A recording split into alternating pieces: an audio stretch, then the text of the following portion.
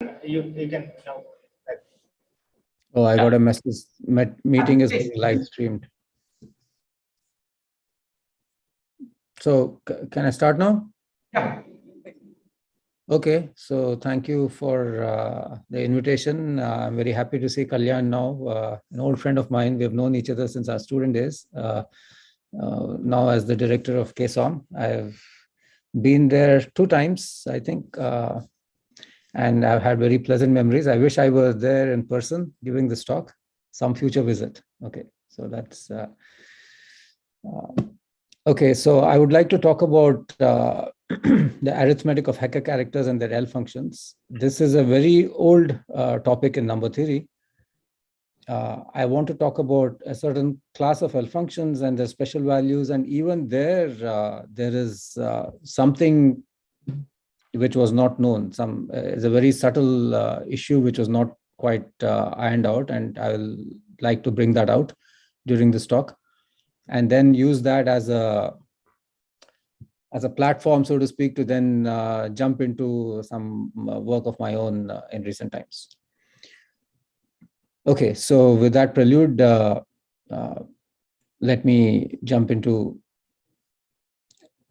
talking about Heka characters. The story of Heka characters starts with really Dirichlet characters. And this is a lot of classical algebraic and analytic number theory starts with this beautiful theorem of Dirichlet. So let me just take that as my starting point. I take an integer n, positive integer. I take a Dirichlet character mod n, which simply means a homomorphism from this group Z mod nz. So residue class is mod n and the group of units. By the way, do you see my cursor if I move it on my screen here? Can someone tell me? Yes, yes. Okay, good, thank you. So Dirichlet character is just a homomorphism from the group of units mod n to C cross. And to such a character chi, Dirichlet considered this function, it's a function of a complex variable s. He denoted this ls chi. This is in fact Dirichlet's notation, which is summing from n equals 1 to infinity of chi of n by n to the s. And chi is a priori defined on only integers relatively prime to n, and you extend it to a function on integers by defining it to be 0 if the little n is not relatively prime to the modulus capital N. And this beautiful theorem of Dirichlet is the statement that if chi is non-trivial, then the value at s equals 1 of this series is not 0. This is a purely analytic statement having to do with this, just a function of one complex variable. And the beauty lies in the fact that this almost innocuous looking analytic statement captures the fact that there are infinitely many primes in arithmetic progressions. So the theorem more precisely is if I have 2 integers a and n relatively prime, and I look at this arithmetic progression, the first term is a, then a plus n, a plus 2n, and so on. The kth term, or maybe the k plus 1th term is a plus kn, ... In this arithmetic progression, there are infinitely many primes. This, of course, is a generalization of there being an infinitude of primes and integers. And Dirichlet was also able to say something more about the density of primes, and maybe I don't really need it, so I'll just skim that. So what you want to appreciate is this statement in analysis gives me a certain statement in just elementary number theory, infinitely many primes in arithmetic progressions. Learning this Dirichlet's theorem and a proof of it makes a very good introduction to some basics of analytic number theory. So for example, if I take n equals 4 and I look at z mod 4z, well, if I take an integer and divide by 4, the possible remainders are 0, 1, 2, and 3. And if I look at those which are relatively prime to 4, that's simply saying I want among 0, 1, 2, 3, which are odd, relatively prime to 4 is same as relatively prime to 2. So I got to cut out the 0 and 2, and what remains are 1 and 3. That's just a group of order 2. There's a unique non-trivial homomorphism from that to C cross, which will map 1 to 1 necessarily, and 3 gets mapped to -1. And then if you write down the corresponding Dirichlet L function, ls chi turns out to be this series, 1 minus 1 by 3 to the s, plus 1 by 5 to the s, minus 1 by 7 to the s, and so on and so forth. And if you put S equals 1, and then you will recognize this beautiful formula of Madhava and Leibniz. Madhava, of course, from the Kerala School of Mathematics. So this is particularly relevant, I suppose, to mention this name. 1 minus 1/3 plus 1/5 minus 1/7, etc., adds up to pi by 4. And the standard proof is you take the tangent inverse of x, take the Taylor-Maclaurin expansion, and you plug in x equals 1, and out pops this series. But as far as the analytic aspect of the Dirichlet's theorem is concerned, this left-hand side being non-zero implies that, so this being pi by 4, of course, which is non-zero, implies that there are infinitely many primes of the form 4k plus 1 and also of the form 4k plus 3. Okay, so my goal in this talk is to analyze the special values of values of this kind, the value at s equals 1, or maybe at other interesting points of L functions like this, attached to a generalization of Dirichlet characters called Heka characters. By the way, so please feel free to interrupt me and ask me questions. This is one of the always the challenges with online lectures and teaching, which is while you get into it, it's kind of difficult to know how the audience is reacting to this material. So please, just anytime, any moment, you can interrupt me and ask. Okay. So let me slightly jazz up the situation and now talk about Dirichlet characters for a number field. Let me start with Q. I go back to my positive integer n. I write it as a product of primes, product of p to the mp, and my notation is mp is the largest power of p, which p to the mp is the largest power of p that divides n. Then I can look at ideals, IQs, ideals of Q, modulo principal ideals Q cross, and I mod out positive reals, the product of p dividing n, S is a support of n, meaning p dividing n, a certain open compact subgroup of ZP cross, 1 plus p to the mp ZP, and the product of p not in S, ZP cross.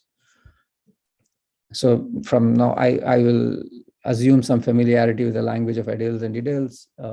This is a sort of natural context to be working with for algebraic number theory. And this group Z mod and Z cross can be thought of as a certain quotient of the ideals of Q modulo principal ideals. And what I should quotient by is precisely given there. So Dirichlet character was a homomorphism here from Z mod and Z cross to C cross. So I could just pass my attention to this side and think of as a classical Dirichlet character mod some integer capital N may be viewed as a character of ideals modulo principal ideals, meaning a homomorphism of that to C cross and a finite order. So then this lets me generalize from here to a Dirichlet character of a number field. A number field by definition is a finite extension of Q. A Dirichlet character of a number field is a homomorphism of the ideals of F modulo principal ideals from there to C cross and a finite order. Okay, so this is my working definition of what's a Dirichlet character in general. And then just like for Z mod and Z cross, it's ideals modulo principal ideals of Q, and then I had to quotient by something precise, an open compact subgroup really. So here you can play a similar game that you take an integral ideal M, write it as a product of prime ideals. You can do this uniquely since the ring of integers is a Dedekind domain. And chi is trivial. Such a character of finite order is necessarily trivial on some open compact subgroup here. The precise shape of this is maybe not so relevant. So what I'm just saying is I can really kind of talk about the modulus of my Dirichlet character chi for a number field in general. And then some standard constructions in algebraic number theory. I look at my notations that J sub F of M is the group of fractional ideals of the number field F relatively prime to M. These are pretend that they're like the rational numbers relatively prime to the modulus capital N. And I look at within it lives the group of principal fractional ideals, which are ideals generated by one element as the principal ideal. And fractional means this can be in the field itself. And I also want it to be congruent to 1 modulo m and totally positive, meaning under every real embedding, it's positive. And if I take the quotient of these two, this is what's called the Ray class group mod that mod that ideal M. This is a generalization of the usual class group. The usual class group of a number field measures the obstruction of the ring of integers to be a principal ideal. And there's a generalization of that, keeping track of moduli like this. And it's a standard theorem in algebraic number theory that this is a finite group. Okay, the Ray class group is a finite group. And if I take ideals modulo principal ideals and mod out by a certain congruent subgroup like that, this is isomorphic to this Ray class group. So that I can think of it in a certain language of ideals, or I can think of it in a little more in the more modern context of ideals and ideals. Okay. So Dirichlet character then, which was a character of ideals modulo principal ideals, and then since it's a finite order, it's got to be trivial on one such thing, that these are some lemmas that one has to put in place. And so I can think of it now as a character of a Ray class group of a number field with some modulus M. And then to such a character on these ideals, these were ideal classes, or after all, the group of fractional ideals modulo principal ideals with some extra conditions. So I can, just like Dirichlet, I can now think of it as a functional ideals itself. And if this ideal A is not relatively prime to M, you just define that to be 0. Define LS chi to be summation running over integral ideals A of chi of A by norm A to the S. So this is just an obvious generalization of Dirichlet characters and Dirichlet L functions, and one can ask for how can I study the values of an L function like this at various interesting points. Now let me step it up a little further and introduce Heka characters. So what are Heka characters? I continue with a number field, and I look at ideals of F modulo the group of principal ideals, IF mod F cross. And a Heka character is a homomorphism, a continuous homomorphism. This ideals modulo principal ideals is a topological group. I didn't talk about the topology, but this is part of the game. So I can look at a homomorphism is also continuous. The difference between a Heka character and a Dirichlet character, which I talked about for a number field, a Dirichlet character, remember, was a homomorphism from IF mod F cross to C cross of finite order. And now I get rid of this finite order. I'm just looking at any homomorphism with this continuity assumption. A finite order character is automatically continuous for the topology on ideals modulo principal ideals. So anyway, so a Heka character is a continuous homomorphism of ideals modulo principal ideals to C cross. And I do not ask for this to be even a unitary character, meaning the image need not live inside S1 sitting in C cross. So to such a Heka considered, what Heka was doing was he looked at Dirichlet's work and he wanted to ask, well, let me work with a number field and let me look at the largest class of functions of this kind to which you can attach an L function and have a good working analytic theory of that L function. So this is what Heka was doing. And in the process, the data that he came up with now is called a Heka character.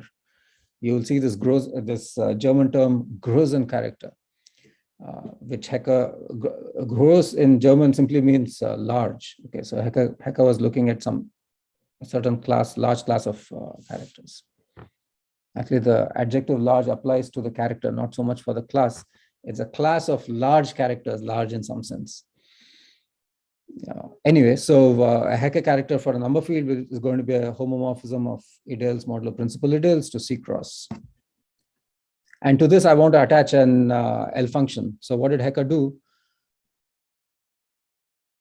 So this ideals, by definition, is some kind of a product of all FV cross. FV is the completion of F at a place V. If F is equal to Q, then this is V is just a prime number, and I'm looking at QP cross, QP being the periodic, the field of periodic numbers.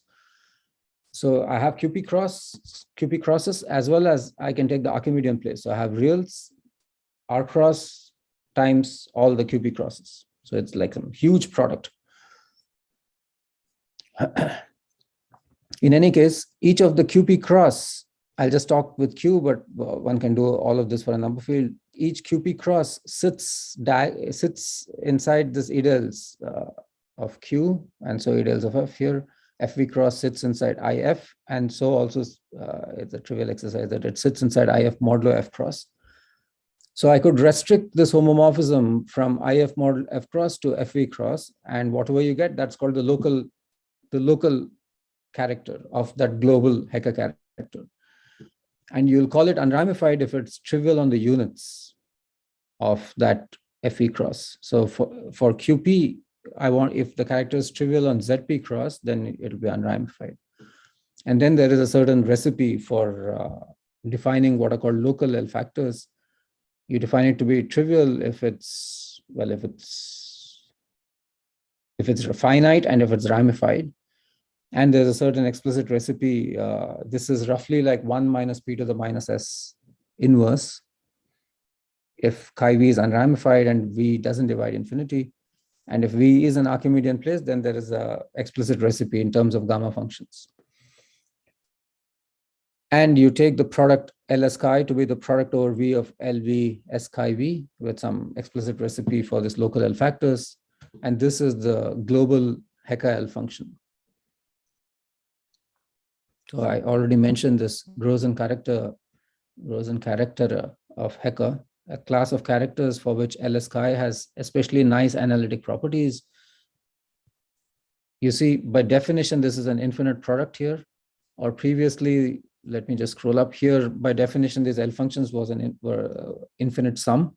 Anytime you see an infinite sum or an infinite product, you got to ask yourself, well, does it converge? And standard facts, it converges in a half plane if real part of S is larger than 1 or something, or 0 maybe, if chi is not trivial. But in any case, it converges in a half plane. And then you want to see if it continues to an analytic or at least a meromorphic function to the entire complex plane. And then there's a beautiful functional equation which relates the value at S to value at 1 minus S. So the statements of this kind go into the niceties of this function having a nice analytic properties. Okay, that's what I mean by nice. And algebraic Heka characters is a certain subclass of characters for which Ls chi has remarkable arithmetic properties. I put this remarkable in quotes and underline, especially because this story of algebraic Heka characters after Heka studied the analytic theory, there is this landmark paper of Andre Way in 1955. It's just a very short, 6 or 7 page paper, very densely written, on certain characters of number fields or something like this. And he talks about what are now called algebraic Heka characters. And he calls them, it's amazing that these have these remarkable arithmetic properties. So that's where I'm headed. Okay, I want to talk about algebraic Heka characters. So I started with Dirichlet character classically, and then I talked about Dirichlet character for a number field, stepped up, talked about Heka characters for a number field, and now I want to look at a certain subclass of Heka characters called algebraic Heka characters. These are sort of the objects which are tailor-made for studying arithmetic properties of these L functions and their special values. Okay. So this brings me to the topic of algebraic Heka characters. These are, Andre Way called them characters of type A0. So now that is kind of archaic terminology. Everyone just calls them algebraic Heka characters. That paper of Way is just remarkable. It's just literally 6 or 7 pages. And each time I've gone back to that paper, I've come back having learned something more. And I have been looking at that paper for almost 10 years now. It's really beautiful. Anyway, so I start with a Heka character chi, IF mod F cross to C cross. We say chi has modulus M, this math frac M. This is an integral ideal of the number field F. We'll say it has modulus M if it is trivial on that kind of an open congruent subgroup. The product over primes dividing M, 1 plus P to the MP OP. This is an open compact subgroup of OP cross times the product of P not dividing M OP cross. So you see that, so therefore chi, the local character will be trivial on OP cross. So for all P not dividing M, chi P will be unramified. F infinity, what do I mean by F infinity? F infinity is F tensor R, okay, tensoring over Q. And I'll worry about the crosses in a moment. F tensor R itself, if you go through some easy exercise, then you'll see that this is the product of a bunch of real numbers and a product of a bunch of complex numbers. That depends on the inner structure of the number field, depends on how many real places and how many complex places. And then if I take the group of units of this product of fields, it's simply looking at the product of non-zero elements in every component. The product of R stars times the product of C stars. So SR is a number of real places, set of real places, and SC is a set of complex places. If there are R1 elements in SR and R2 elements in SC, then the degree of the number field is R1 plus 2R2. I'm going to let sigma F denote the set of all embeddings of F to complex numbers, and S infinity the set of complex all Archimedean places. Then there is a canonical surjection from all embeddings to S infinity. If it's a real embedding meaning an embedding which takes F to C happens to map inside R sitting in C, then this corresponds uniquely to a real place. But if I have a complex place, then there's a pair of complex embeddings, tau V and also the complex conjugate tau V bar. And you sort of make a non-canonical choice of tau V in this notation. So this complex place determines a pair of complex embeddings. Neither of the two pair in the pair stands out. You got to just pick one of it non-canonically and fix it.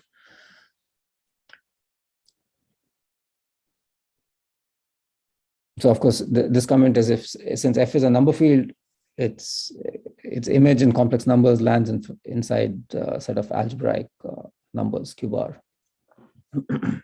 There's a finite set. So we say chi is an algebraic Heka character mod M of infinity type n bar. An infinity type is simply one integer n tau for every embedding tau from F to C. So I can think of this n bar as some kind of a group algebra. If you pretend Hom F to C is like the Galois group of F, then this is the group algebra of that Galois group. So for every embedding tau from F to C, I have given myself an integer. This is called an infinity type. And n bar will be called the infinity type of an algebraic Heka character chi mod M if the character at infinity, chi infinity on X infinity. Now, what is X infinity? X infinity lives there. So there's a bunch of real numbers and a bunch of complex numbers. The real numbers are raised to the corresponding integer n tau V, and the complex number xv, well, it sits as itself and it sits as its complex conjugate. So it's xv to the n tau V times x bar V to the n tau bar V. X bar is the complex conjugate of X. If V is complex, then X sub V is a complex number. Now, the first sort of remarkable property is I cannot have an arbitrary string of integers here as the infinity type of an algebraic Heka character. Because this Heka character is a continuous homomorphism of ideals modulo principal ideals, this puts a very strong condition on the possible infinity type. And this is often called a purity condition. So here we have purity lemma. What's a purity lemma? If I have an algebraic Heka character of mod M and infinity type n bar, then if F has a single real place, okay, then all the n taus have to be equal. Okay, so you see how stringent this constraint is. I could have an infinity type was just any integers n tau for running with tau running from F to C.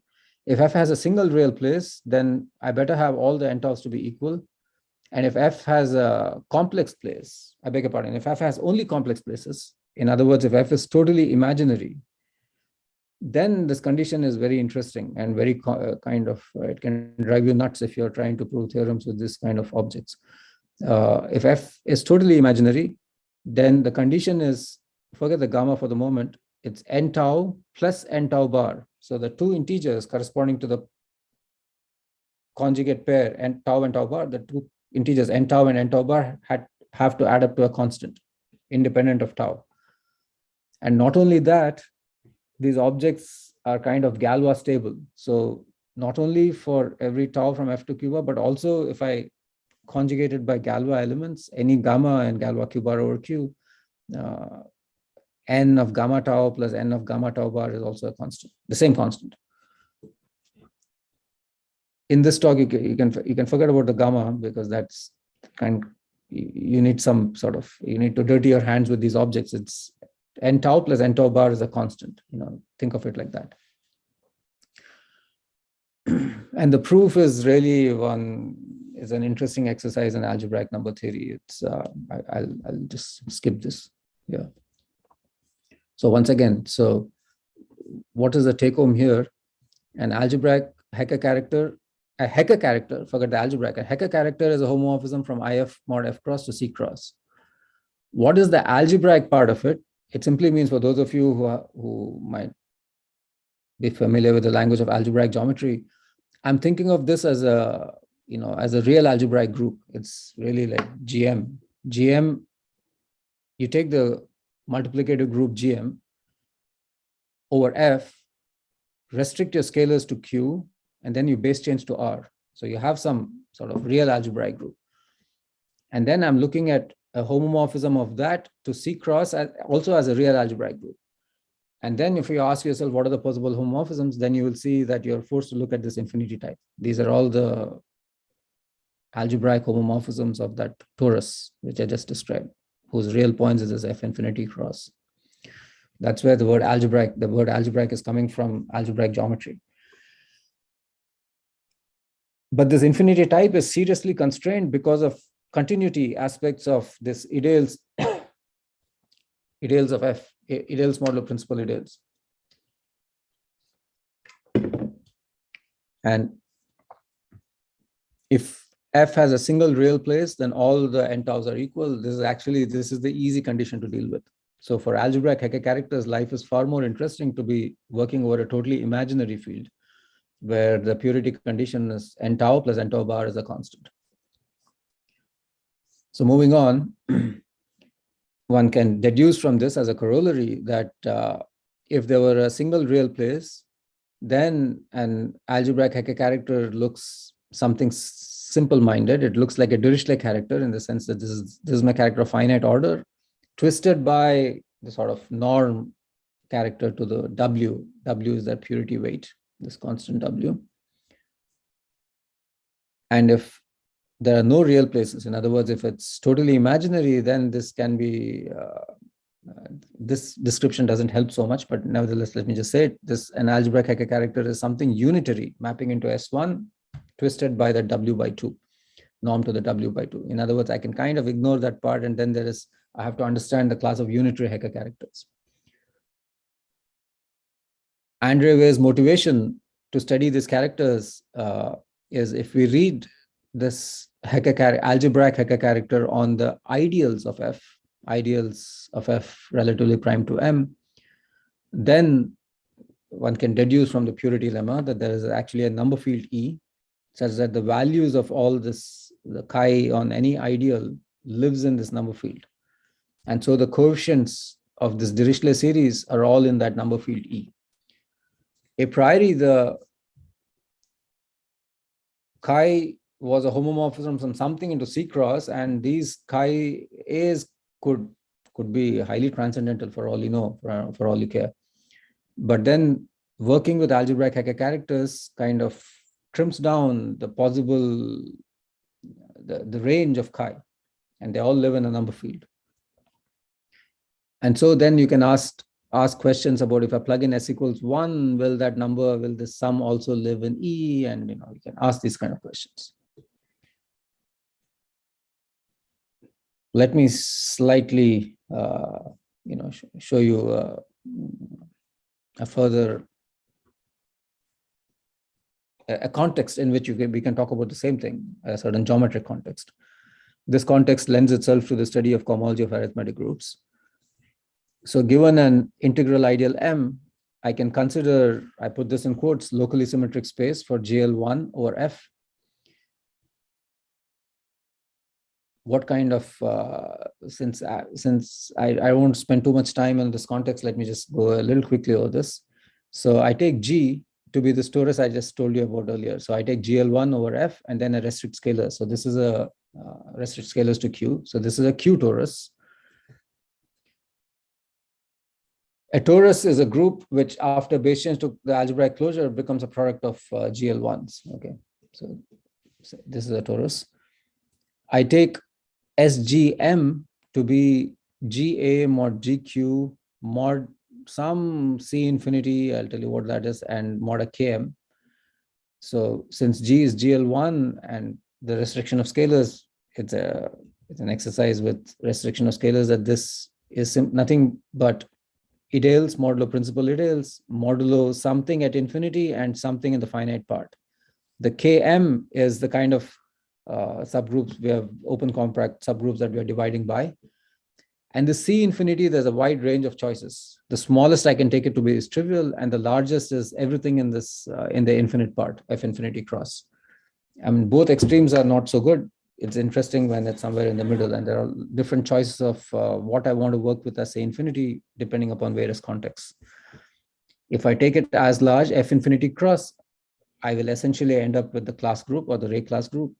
And if I take it to be trivial, it's like the inverse limit of all the ray class groups.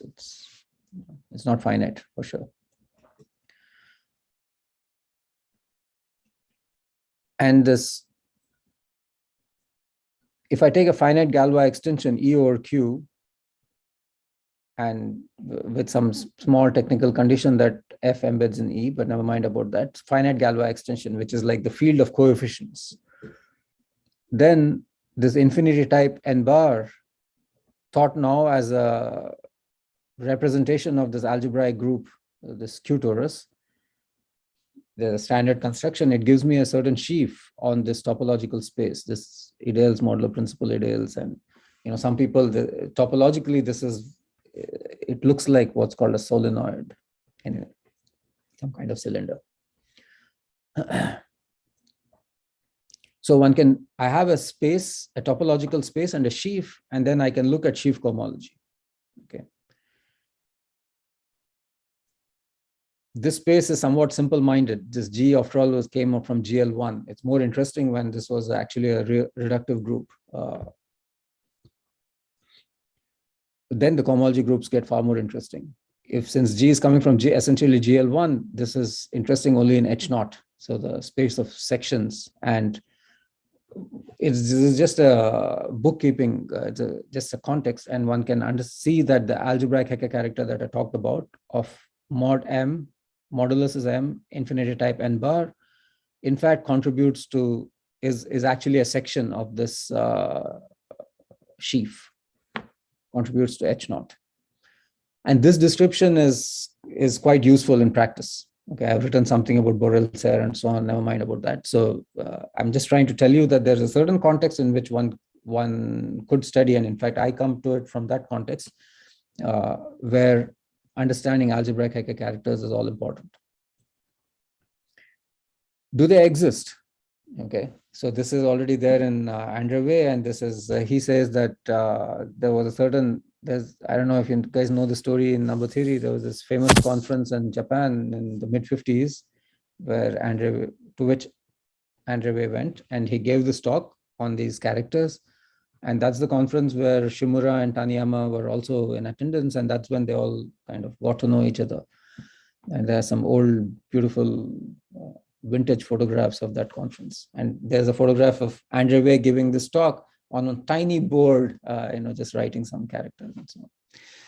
Anyway, so Artin apparently also was there, and then it's a relatively easy exercise in Galois theory, which will assert that in fact these kind of characters exist. Okay, so if I give you a number field, and I give you an integral ideal, and I give you an infinity type n bar. And since a necessary condition was purity, let me just assume n bar is pure, and W, that constant, that all the n taus are equal if it's a real place, or if n tau plus n tau bar is a constant, that constant is called the purity weight. Let W be the purity weight. Then if there is a real place, the story is easy. Algebraic Heka characters exist, and they look like Dirichlet characters twisted by norm. That's the easy thing. It's more complicated and interesting when it's totally imaginary. In this case, well, there's an inner structure of this number field that we'll have to lay our hands on. So inside F, you take F naught to be the largest totally real subfield. There is one such, the compositum of two totally real fields is totally real. So you just take all totally real fields inside F and take their compositum. So that's my largest totally real subfield. And within this, another easy exercise, there's at most one totally imaginary quadratic extension of this totally real field. Okay, such a field is sometimes called a CM field. This notation, this terminology is due to Shimura, CM for complex multiplication. There is a unique, totally imaginary quadratic extension of a totally real field F naught inside my given totally imaginary F. This field F1 is what really supports these algebraic Heka characters, in the sense that any algebraic Heka character of F comes as the base change to F from an algebraic Heka character F1 of this totally imaginary quadratic of totally real. And I can always twist objects by this finite order characters. Now, I know this is a mouthful. If you haven't seen this, I don't expect you to kind of get this down in this kind of a talk. All I'm trying to tell you is there is some interesting algebraic number theory going on as far as existence of Heka characters are concerned. It depends on the inner structure of that number field. Anyway, the bottom line is they exist. Okay, so in other words, if I have a number field with an integral ideal and an infinity type, which is pure, then you are assured that there are algebraic Heka characters. And as I've already been harping on a few times, it's most interesting for a totally imaginary field, which contains a CM field.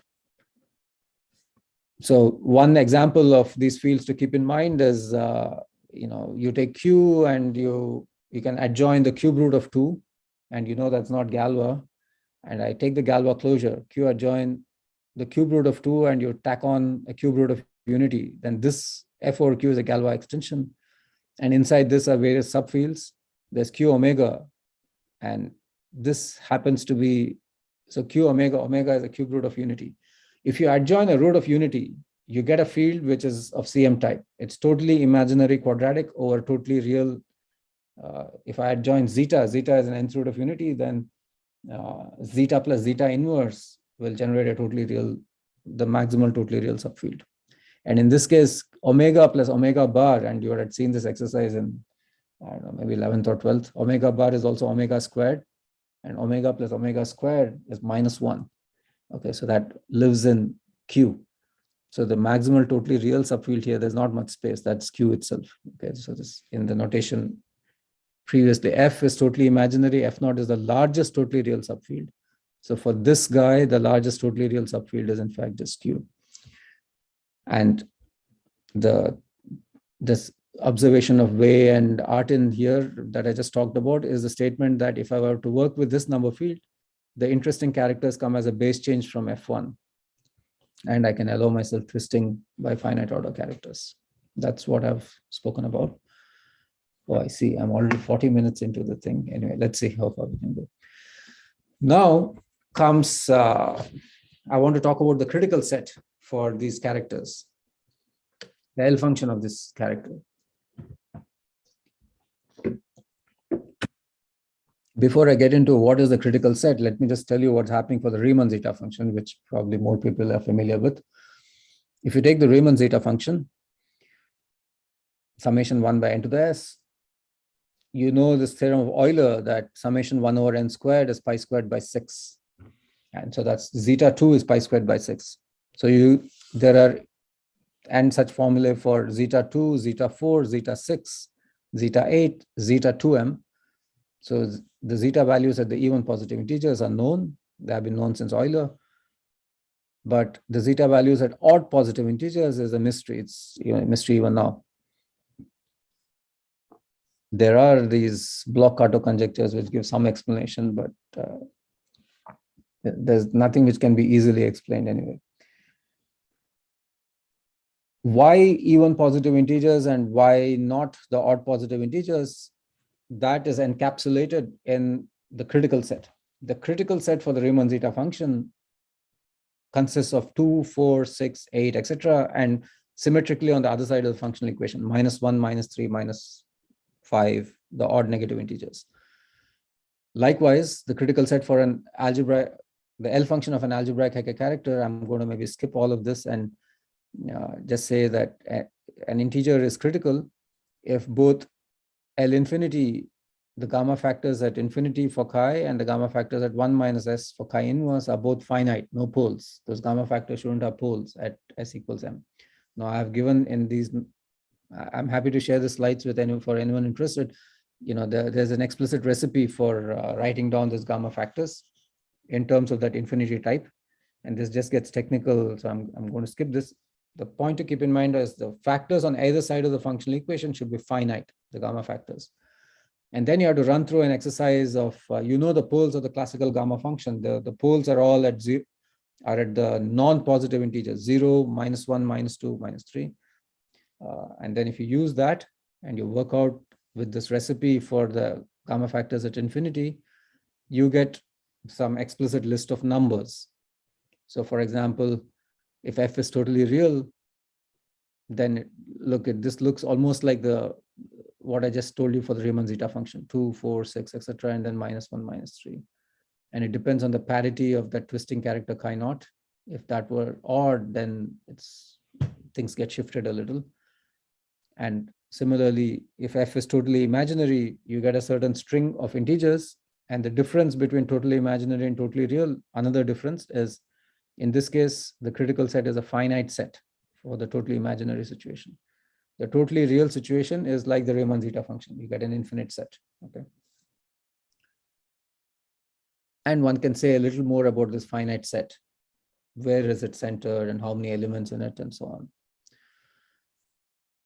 And if the number field has both a real place and a complex place, then the critical set is empty. So there is no interesting point to evaluate the L function. So for arithmetic purposes, for the special values of L function, this kind of a number field, which is neither totally real nor totally imaginary, are not so interesting. Okay, so the essence of this slide here is you can precisely write down the interesting points that I can evaluate my L function at and hope to have some good looking theorem, like zeta 2 is pi squared by 6 type theorem. And the flavor of this set is very different depending upon whether the number field is totally real or totally imaginary. Okay. And now let me describe a certain theorem which has a long history. The main theorem on critical values for this talk, the main theorem here for this talk, and I put it in quotes. There are some details still pending. This theorem goes back to Harder in his inventionist paper in the 80s, and the context is provided by a very famous conjecture of Deligne on the special values of motivic L functions. I've stuck in my name here because there was a signature missing in Harder's paper, which comes out of certain calculations of Deligne. And in some sense, I can write down that signature. I can identify that signature. I'll talk about the signature in a moment. So I'm going to work with a totally imaginary field, and I'm going to take chi to be an algebraic Heka character mod m of an infinity type, assumed to be pure, and with coefficients in some number field E. So far, I had chi to be a complex valued character, but actually one can do better. You can work with coefficients in some arbitrary field, and then I can take embeddings of this field into Q bar or complex numbers and relate it to the classical. So this is, you should think of, one way to think of this is you take an abelian variety over F, and you look at H1 of this abelian variety with coefficients in QL or something. So you can do such things. So what I just told you, if those of you recognize, this is the motive of a character, the L-adic realization of that motive. Anyway, so those are all words. You can just ignore that. I can slightly step up or maybe make my context a little more abstract, and that actually helps. This is, of course, all Deline's way of putting things here. Chi be an algebraic character mod M with infinity type n bar with coefficients in a field E, a number field E. You take an embedding iota of E into Q bar, then iota chi is a complex valued algebraic character for the ideal M and infinite type n bar. There was a letter L which I didn't get into in describing the critical set. You look at the difference. The n tau plus n tau bar is a constant as the purity lemma. I look at the difference. And you look at the minimum possible distance. And again, if you're familiar with the language of geometry, this one is working with the Hodge types here, and you're looking at the smallest difference in the Hodge types for that motive of this character. So that's a certain integer L.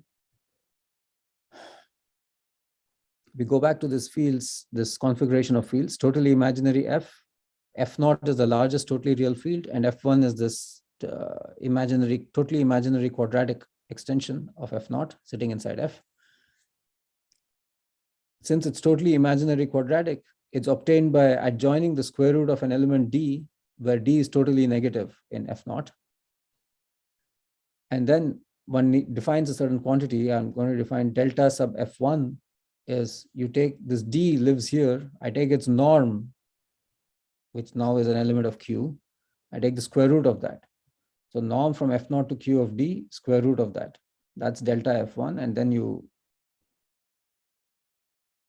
raise it to the power, the index, the degree of F over F1. Okay, and that's delta F. It's a certain quantity which appears. It's like some discriminant-like term. And the theorem is if I take two consecutive integers, m and m plus 1, which are both critical, and I look at the ratio of these critical values up to some explicit power of I and this discriminant-like term, this is in the field of coefficients. And furthermore, it has this beautiful Galois equivariance property. Some people call this a reciprocity property for this ratio of L values. So gamma on I to this number, delta F, I is of course square root of -1, which has been fixed once and for all, times this ratio of L values is the same as the corresponding ratio tweaked by this power of I and delta F for the gamma conjugate of chi. So what was known?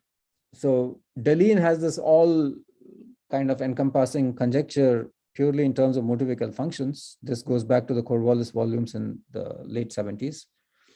And Harder's invention in his paper proves this theorem. What Harder says, there's a small problem there that this ratio of L values is in iota E, and this term is missing. And so this signature, if you look at gamma, what is gamma I? If gamma is a Galois element, what is gamma I? Gamma I is, well, plus or minus I. So gamma I divided by this I here is plus or minus 1, depending upon whether gamma fixes I or not. Likewise, gamma of delta F, this is also, if I square delta F, then it's just a rational number. So gamma delta divided by delta is also plus or minus 1. So this statement here is the gamma conjugate of a ratio of L values is the ratio of L values of the gamma conjugated object up to a sign. And this reciprocity law is pinning down that signature. So the signature was missing. And so in some sense, that's my contribution to the story. And I have to say that this has I've been talking about GL1 over a number field, and this entire story really, the higher context is to talk about automorphic forms on GLN, and the field, whether it's a totally imaginary or totally real or a CM field, each time there is a different, the flavor is different, okay? And I have to mention there's a whole lot of work in the background which I haven't touched. The names to mention are Harris Ojeda, Colette Mogla, Don Blasius, Michael Harris, Harold Grosvenor, Ji Lin, and Gunja Sachdeva. Sachdeva was a former student of mine at ISIL, who have all made contributions to L functions or these kind of totally imaginary fields. Let's see, I have 8 minutes. Maybe I have one more slide to talk about how the shape of the theorem for GLN or a CM field, but maybe let me just skip that, because I'll be more interested in taking questions, because that just gets into a higher context, and anyone interested in that can talk to me directly. So I'm going to keep this theorem here on the slide, and then I will end my talk here, and I'm happy to answer questions. I see there's something in the chat. So any questions? Okay. Chat is From the audience? Yeah. So is that, let's say, conjecture file. Can you hear? no, not really. I just heard explain, and then Hi. maybe I'll stop sharing, and this is maybe, yes. Yeah. So if one knows that there is certain Hall structure and the Hall structure is have a complex multiplication. Means suppose you have a abelian variety whose endomorphism is given by certain CM fields, then you can consider certain periods, right? And there is a conjecture of Gauss and Delling, which relates that periods in terms of this gamma function, some product of gamma function. So, is what would be the, or is it possible to find any kind of analog in terms of what you just mentioned, 3 cases? Yeah, so this is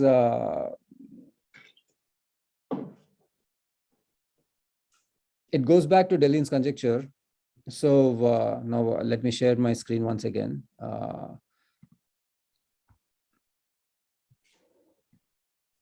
So Deling's conjecture is about an individual L value.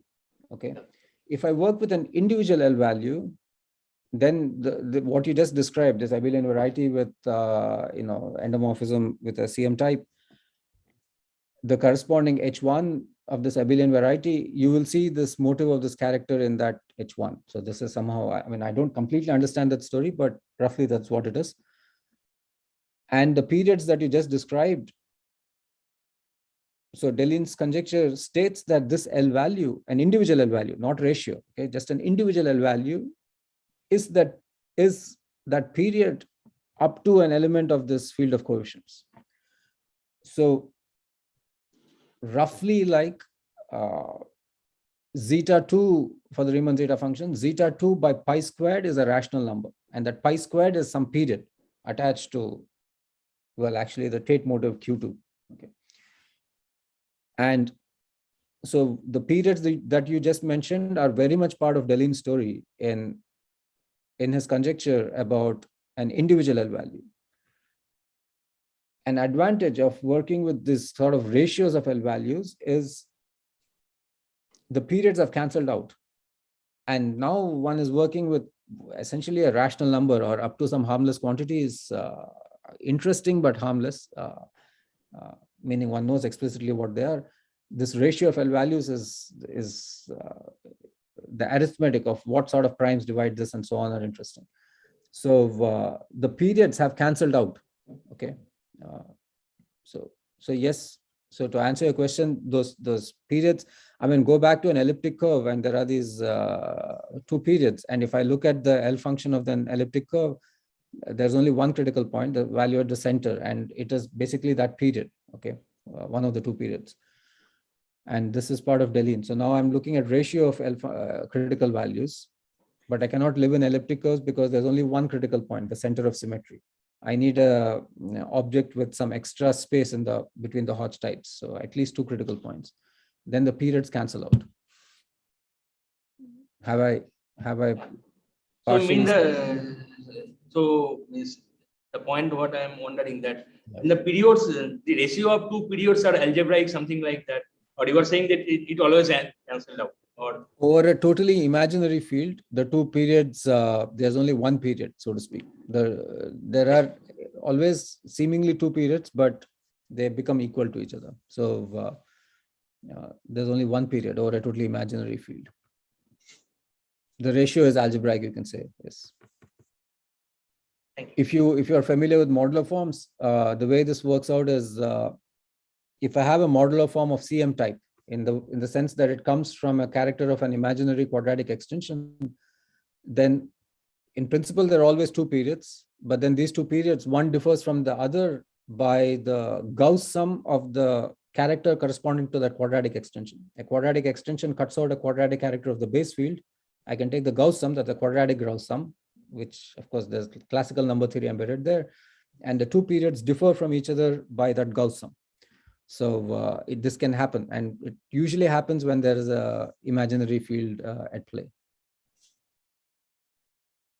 thank you.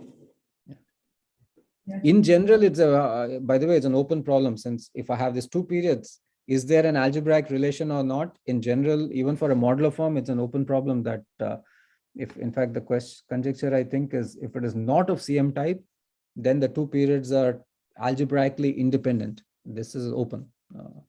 It's completely in the realms of some kind of transcendental number theory interfacing with algebraic geometry, and I don't really understand that part.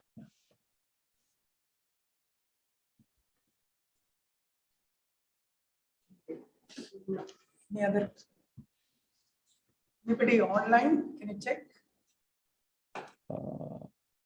Something in chat. Anybody has some questions from the chat? Please unmute and talk. Yeah, sure, go ahead.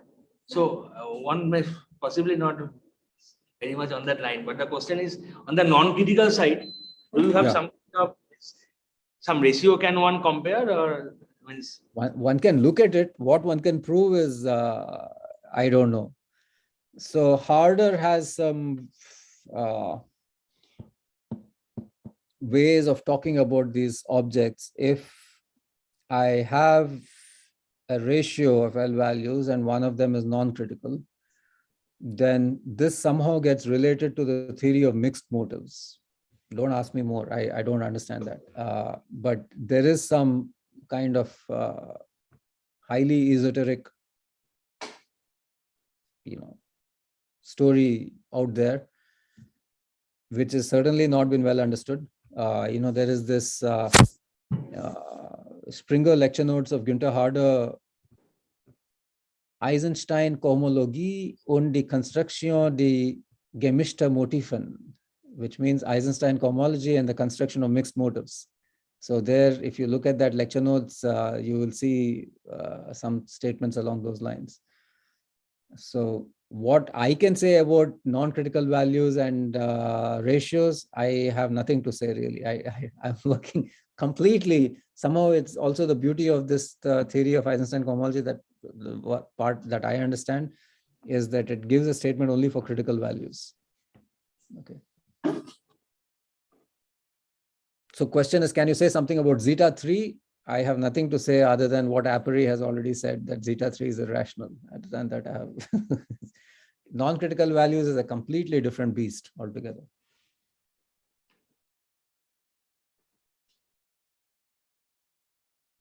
So if there are no further questions, let's thank